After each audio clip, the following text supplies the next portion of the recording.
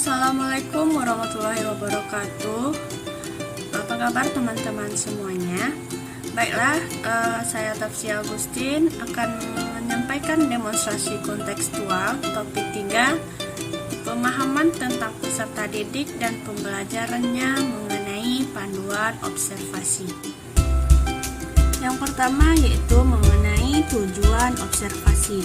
Tujuan observasi di sini yaitu memperoleh informasi berupa data mengenai latar belakang dan perkembangan peserta didik di SMK Negeri 9 Padang. Yang kedua, aspek yang diamati, yang pertama itu aspek etnik, yang kedua aspek sosial, yang ketiga perkembangan fisiologis, yang keempat perkembangan psikologis, yang kelima kognitif, yang keenam emosi, yang ketujuh psikososial, yang kedelapan moral, yang kesembilan motivasi dan minat, serta yang kesepuluh cara belajar. Selanjutnya yaitu sasaran observasi. Sasaran dalam observasi ini yaitu peserta didik yang ada di kelas 10. Selanjutnya waktu dan tempat pelaksanaan observasi, latar belakang dan perkembangan peserta didik. Lembar panduan observasi yang pertama nama siswa, kelas, tempat tanggal lahir, anak ke, jumlah saudara, agama, hobi atau kegemaran peserta didik. Untuk yang pertama, aspek etnik. 1. Suku bangsa. Yang kedua, bahasa sehari-hari. Ketiga, apakah ada suku lain di daerahmu selain suku Minang? Yang keempat, apakah kamu menyukai keberagaman? Selanjutnya, aspek sosial. Yang pertama yaitu latar belakang pendidikan orang tua. Yang kedua, pekerjaan orang tua. Yang ketiga, pendapatan orang tua. Yang keempat, berapa uang jajan yang diberikan orang tua. Yang kelima, alamat lengkap. Selanjutnya, perkembangan fisiologis peserta didik. Yang pertama, berat badan. Yang kedua, tinggi badan. Ketiga, warna kulit. Yang keempat, jenis kelamin. Aspek selanjutnya yaitu perkembangan psikologis. Untuk jawaban pertanyaannya berupa iya atau tidak. Untuk kognitif, bagian 1 yaitu saya bisa berpikir secara logis di berbagai situasi. Yang kedua, saya mulai mengerti konsep keadilan dan kesetaraan. Yang ketiga, saya mulai memahami setiap perbuatan yang dilakukan mungkin saja memiliki dampak baik maupun buruk. Yang keempat, saya mulai bisa menyelesaikan masalah meski belum bisa sempurna melakukannya.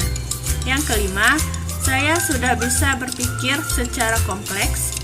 Yang keenam, saya mampu berpikir dalam pemecahan masalah tanpa adanya objek permasalahan tersebut secara nyata. Yang ketujuh, saya mampu mengembangkan suatu kemungkinan berdasarkan 2 atau lebih kemungkinan yang ada. Yang kedelapan, saya memahami bahasa asing. Kesembilan, saya mahir mengingat kosakata bahasa asing. Yang kesepuluh, saya memikirkan tentang masa depan dengan membuat perencanaan. Yang kesebelas, saya mengeksplorasi berbagai kemungkinan untuk mencapai masa depan yang diinginkan. 12. Saya melakukan introspeksi mengenai aktivitas intelektual yang efisien dan tidak efisien. Aspek selanjutnya yaitu emosi. Pertanyaannya yaitu 1. Saya memiliki emosi yang stabil setiap harinya. Yang kedua, saya memiliki emosi yang sulit dikendalikan ketika marah. Yang ketiga, saya sering melawan atau memberontak kepada orang lain. Yang keempat, emosi yang saya miliki lebih menguasai diri saya daripada pikiran realistis saya. Yang kelima, saya diberi tuntutan oleh orang tua atau keluarga yang membuat saya menyesuaikan diri dengan lingkungan yang baru. Yang keenam, saya memiliki keberanian dalam mengemukakan pendapat. Yang ketujuh, saya menggunakan kata-kata kotor jika sedang emosi. Yang kedelapan, saya akan segera meminta maaf jika jika saya melakukan suatu kesalahan. Yang kesembilan, saya merasa iri jika hasil ujian teman saya lebih bagus daripada hasil ujian yang saya dapatkan. 10. Saya terkadang merasa kesal dan saya tidak tahu penyebabnya. Psikososial. Yang pertama, saya dapat menerima perubahan-perubahan yang terjadi di dalam diri saya dengan lapang dada. Yang kedua, saya dapat menyesuaikan diri dengan lingkungan sosial. Yang ketiga, saya dapat mengatasi gejolak seksualitas. Yang keempat, saya mampu menemukan jati diri dan berperilaku sesuai jati diri saya.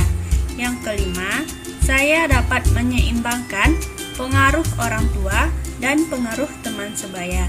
Kemudian yang keenam, saya dapat mengaktualisasikan kemampuan baik di sekolah maupun di lingkungan sosial. Selanjutnya, aspek moral. Pertanyaannya yaitu, nomor 1, apakah orang tuamu pernah memberikan nasihat? Yang kedua, apakah sering membantah atau melawan ketika orang tuamu memberikan nasihat? Yang ketiga, apakah lingkungan sekitar mempengaruhi sifatmu? Yang keempat, apakah kamu pernah melanggar aturan yang sudah ditetapkan di rumah ataupun di sekolah? Yang kelima, apakah orang tuamu selalu memberikan contoh yang baik terhadap anak-anaknya? Selanjutnya, motivasi dan minat. Yang pertama, apakah kamu datang ke sekolah karena disuruh orang tua? Yang kedua, apakah kamu datang ke sekolah karena keinginan sendiri? Kemudian, aspek cara belajar. Yang pertama, saya senang belajar dengan media video. Yang kedua, saya senang belajar dengan mengamati gambar. Dan yang ketiga, saya senang belajar dengan media suara. Yang dapat saya sampaikan. Terima kasih. Wassalamualaikum warahmatullahi wabarakatuh.